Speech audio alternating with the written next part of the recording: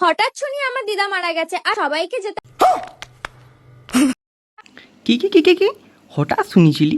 হঠাৎ শুনবি না যে কি তোকে কি যমরাজ ইনভিটেশন কার্ড দিবে, তারপরে মহিষটাকে লিয়ে আইসি, পরে তোর সাথে মিটিং করিবে, মিটিং করিয়ে বলবে যে বল হাম্বা দিদা পটল, হাম্বা দিদা পটল, তারপর তো দিদা মরিবে। লোক তো এইভাবেই মরে টুনটুনি। একটু রেডি হয়ে নি আর শ্মশানে গিয়ে কি কি হয়। আমার কাছে শূন্য তুই যে শ্মশানে কি হয়, ওখানে যে ডাকিনী যোগিনীগুলো থাকে নাই, সেগুলো কি করে জানিস? সেগুলো প্রেতাত্মাগুলোকে ডাকে, ডাকিয়ে পরে বলে যে তুই বেলি ডান্স কর।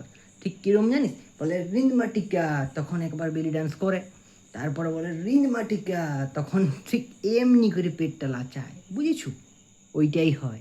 খারাপ লাগছে যে আমার দিদা আমাকে ছেড়ে চলে গেছে এই দুনিয়া ছেড়ে পুরোটা, আর কখনো দিদা চাইলেও ফিরে আসে। যদি চায়ও যাতে না ফিরে আসে, কারণ পিয়ানোর কালো বোতামের উপরে নাইসিল পাউডারের মতো সুরকুটি একটা নাতনি যে উপদ্রব আরম্ভ করিয়েছে এইখানে, তো সেগুলো সহ্য করতে পারবে না সে। তার ডেড বডিও বোধ হয় সুইসাইড করে নিবে। বুঝলে তুই কোন জায়গায় পৌঁছেছিস? আমি ভাবতেই পারিনি আমার দিদা আমাকে ছেড়ে চলে যাবে। ওইটাই তো আমি ভাবছি যে তোর দিদিয়া তোর মতন একটা ডাইনিকে এখানে উপদ্রব করতে ছাড়ি দিয়ে গেল কি করি। মনটা কেমন করছে দিদার জন্য, খুবই কষ্ট হচ্ছিল আমার দিদার।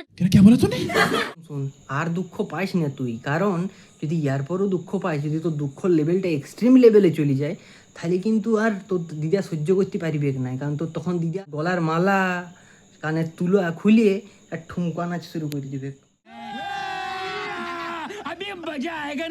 গল্পও বলতো তোমাদের দিদা কি তোমাদের। শোন শোন শোন, তোর দিদা কি গল্প বলিছে আমি জানি নাই, তবে আমার দিদাকে যখন তোর ভিডিওটা দেখাইলাম না, তখন কি বললো জানিস? যে এইরকম ছিলা যদি আগে হইতিও তার পেটেই মারিয়ে ফেলা হইতিও।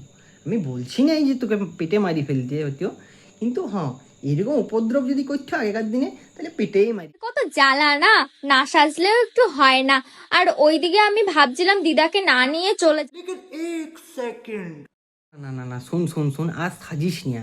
ইয়ার পর যদি সাজিছিস, তাহলে তোর দাদু আসি পরে ধুতিটা খুলে গলায় নিয়ে আর ব্রেক ডান্স।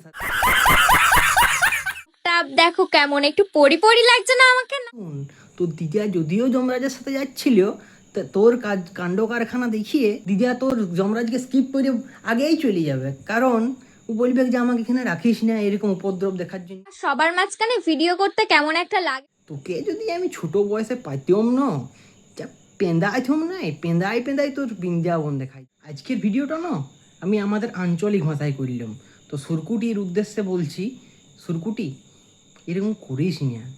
একটা মানুষ মরিয়ে গেছে, তার প্রতি একটু সহানুভূতি দেখা।